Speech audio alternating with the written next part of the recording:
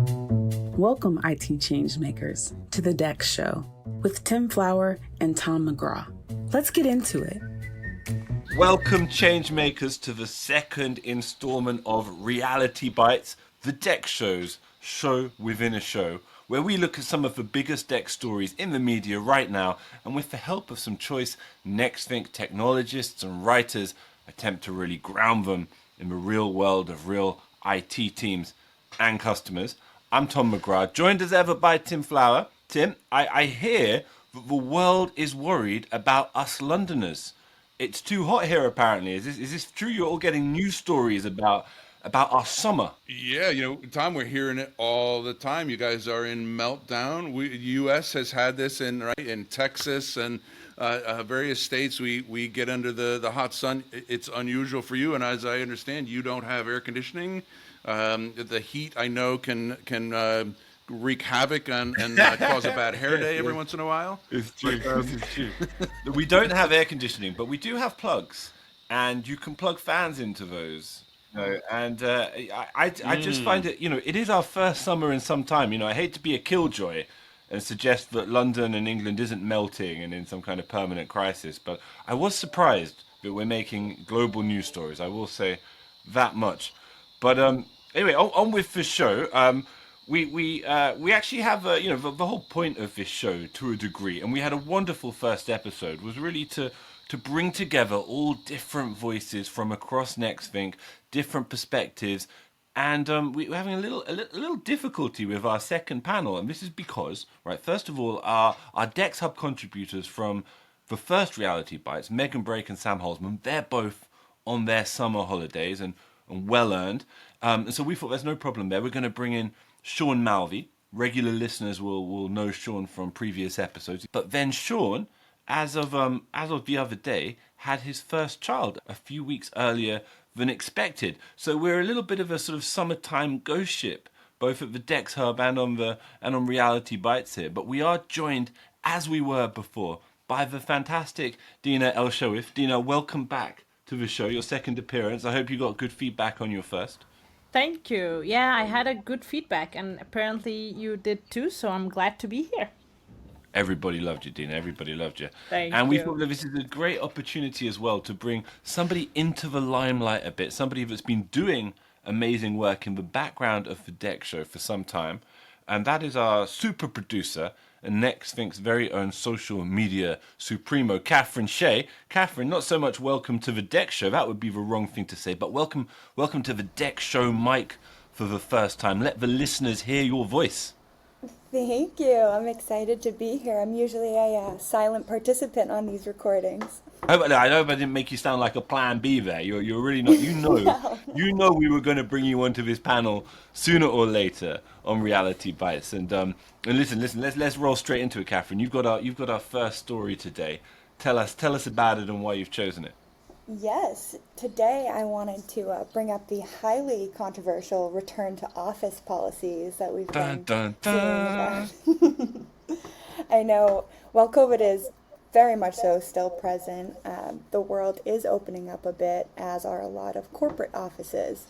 We recently published an article on the DEX Hub debating if these return to office mandates help or hurt company culture, and there are definitely some mixed feelings there. We do have, on one hand, people who believe you can't create the same shared values, experience, relationships, and so on without that in-person interaction. And then on the other hand, you have the belief that forcing people to come into an office and change up the working style that they've figured out works best for them will cause them to look elsewhere and make it really difficult to retain top talent. So I think as we move forward over the next year or so and companies try to figure out what they're going to do here, it's going to be an interesting. I know we've had the Great Resignation recently and leading into the Great Regret. So hopefully companies will be able to figure out what they want to do here that's the best for them moving forward. Love it. Kathryn, didn't you do a social media poll on this very Yes. topic. What were the results of that? It went a bit So, viral, I believe, in fact. so we ran two polls on the Nexthink LinkedIn page.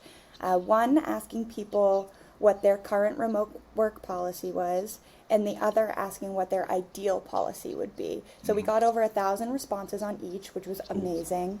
And on that first poll, we got about 50% of respondents saying that their current policy is fully flexible, which is amazing. I think a lot of people are really leaning towards that. And on the second poll, where we ask where it's ideal, about 75% said that they would choose a fully flexible workplace. So there's still a 25% difference in what the employees want versus the reality of what they're experiencing right now. So that is really interesting. And like I said, I'm curious, I would be curious to run the same set of polls in a year's time and see which way the pendulum swings. I know a lot of executives have been saying we want people back in the office, we think it's really important. But if that doesn't end up working for them from an employee standpoint, it might swing the other way and more companies might become fully flexible. So tell me, Kathryn, you said that sort of 25% of people, did they vote against a flexible workplace? They're like, I don't want the choice, or did they? I mean, what was their point of view? So for the ideal workplace, we had, so it was just under 75. 73% say they wanted fully flexible. 18% said they wanted less than 3 days in office, and 6% said 3+. 2% did say fully in office, no work from home policy. So there's definitely a big difference between wanting to be in office 5 days a week and wanting a fully flexible. But what's mentioned in that DEX Hub article, which I think is really important, and it's making sure you have the right collaboration technology in place that makes hybrid work a lot easier and a lot more sustainable, and regularly scheduling the culture building events and activities, whether it's an all company party or individual team dinners, happy hours. I think that building a culture where people want to come into the office versus being forced to and starting to resent it is really important. And for me personally, I started remotely here at Nexthink, and I could really feel the culture through the screen, and so that only got me more excited for the in-person meeting. So I know it's definitely possible. The other variable there, guys, is that, and it was in one of the articles, the traditional frontline employee, the masses are the ones who want that flexibility. It's the more senior level executives who actually value not only their own personal time in the office, but see that value for employees as well. So I think there's a persona difference that drives some of those numbers and differences. Yeah, absolutely. And a recent Slack survey last year, the results from that showed that there is an executive employee divide there versus what executives want to see and what their employees really want. We had an interesting conversation with a healthcare executive just yesterday on my trip out here in LA, and they're going down a path of needing to not only identify employees who are remote, but actually where they are and what state they're in. And there are aspects of remote work that employees really don't take into consideration. And this one was all around the tax implications of what state you are performing your work in.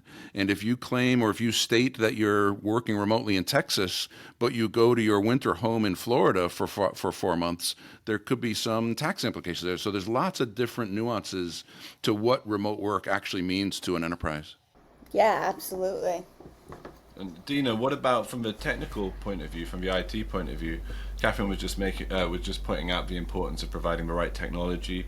What sort of challenge does a flexible workplace throw up? What opportunities from a technology outlook? I agree with both Kathryn and Tim earlier. So it's the mix, the healthy mix between productivity focus and the collaboration tools. So the tools that we provide from the IT perspective need to be helping everybody to be working remote and working from office, working from the beach house or from the summer home or from the winter home, from wherever they need to be. Putting into consideration connectivity, tools, everything else that they need to do to actually collaborate. We're missing out, if we're doing remote work, we're missing out a little bit on the coffee break chats and the cultural aspect of doing things. and the cultural events, but it's the work-life integration that we need to lean towards rather than just the work-life balance. We mastered the work-life balance at a point, and now it's the work-life integration. So it's the basic or the most important aspect that we need to be focusing on is to make sure that everybody is connected from everywhere at all times with seamless connectivity. Absolutely. And I think this is going to seeg into my story. I'm going to be presenting our second story today. But thank you so much for Kathryn for that first one. That was an excellent choice. And of course, people can find the link to the DEX Hub article that you cite in the show notes. For my story, we're actually going to go over to a different publication, if you can believe that. It's the well-known publication Forbes, and the article is by Rajit Bhargava, and it's called Identity, the Bridge Between HR and IT. And I think we'll actually see a bridge between the two articles assert itself pretty quickly. Rajit, in the piece, he actually starts off by kind of articulating the historically quite firm silos in which HR and IT have kind of previously operated. He says HR is all about managing people. IT is, of course, about managing assets of those same people. And he then suggests, and we hear this all the time, of course, that these silos are starting to be broken down. He says today, as distributed workplaces in cloud-forward environments, as they look to scale, a lot of businesses are looking for ways to coordinate the provisioning of that technology. They want to eliminate inefficiencies, but without sacrificing functionality or security. And he suggests that goal is only achievable by focusing on the bridge that connects HR and IT, and he calls that identity. Now, maybe some of the technologists can correct me, but this sounds to me what we talk about at Nexthink in terms of personas. Using identity, he says, allows HR to fluidly manage the entire employee journey from onboarding across positional changes and through the offboarding process. And you can only do that if you really know who your users are and what their needs are. And that requires a kind of synthesis of the HR and IT functions and databases. Tim, Dina, walk us through the challenges and opportunities that there are in this area specifically. Yeah, I agree with identity. And I've talked for years now here at Nexthink about the benefits of HR and IT collaborating together. We now have customers hiring chief experience officers. And when you do that, it can't just be IT and it can't just be HR. It's got to drive that collaboration. Identity over the years and over the decades, in IT at least, has been the thing that they can latch onto to do access management. What applications do I need access to? Which ones require a password? So it's my name, my login ID, my specific entity that allows me access to things. Persona takes it beyond that. This is my identity, and my persona is, here's where I work from, here's how I work, here's how I feel, here's who I work for, here's how I prefer to work. So I love the concept of persona, and even as it applies to both IT and HR, and even the word persona over the years in IT has just been this thing that I can latch on to that says, I'm an HR worker, so I need these three applications. My persona is a laptop user at home versus a desktop user at work. Persona these days is a much more broad term that is going to allow persona and identity will allow HR and IT to really service the employee in a whole new way. Agree with you, Tim. And the fact that we can, and we have been at Nexthink doing that for quite a bit now, closing the gap between the IT and the user perspective. So this would lead towards the employee experience or improving the employee experience, because now people don't just want to go to work or go to work. It's just like an old expression now, I believe, because it's do work from wherever we are at. And closing that gap, building that strong relationship between the less amounts of disruptions from the IT perspective and the personalized aspect of how I need to log into the applications that I will use to do my specific work with my specific preferences of connectivity, aspects and colors and experience in general. That's where the HR and IT are coming together. We have implemented plenty of solutions to different scales of customers that we have had, to make sure that everything that is addressed from IT is not robotic as it used to be sounding, and it's more having that human aspect of things. So the more collaborations and the closer the gap we close with IT and HR, the better the employee experience is. Listen, so when I've spoken to sort of HR leaders about this very interesting topic, one thing they always seem to look a little bit panicked about the idea of IT suddenly having access or giving IT access to all of this often very kind of like intimate and personal data around employees. What is your view, Dina, on how an issue like that can be resolved or sensitively or responsibly handled? Are these silos kind of doomed to be separate to some fundamental degree because of very, very good reasons, or is there a way around that kind of issue? So back in the days, we did not have the proper tools to do identity access management, as an example. So we wouldn't know if somebody's having the username and password. People used to share those kind of information together. But now having more single sign-ons and two-factor authentication and added security measures that would make everybody's access more compliant would give that mistrust or hesitation from the HR side to actually put in their data into the hands of the IT. Because at the end of the day, you have to have your HR servers and your IT servers, and the employee would access both. So if you're making me have to access from two different domains, two different places, then that's a headache. That's not going to be an improvement into the employee experience. But if we add more measures, have the correct compliance aspects and standards in place, we will be able to monitor that much in a closer way, and actually would be able to provide the correct access to the correct people instantaneously at the right time. So now people from day one, they just log in, get their credentials in, and it fills up and matches up the HR access and information that has been filled in, and grabs another information from another table from the IT side of things to say, okay, that user or that person needs to be accessing application 1, 2, 3, and 4, and then they take it to the next level of what kind of permission using those applications they should have in accordance to their titles, seniority level, etc., from an HR perspective.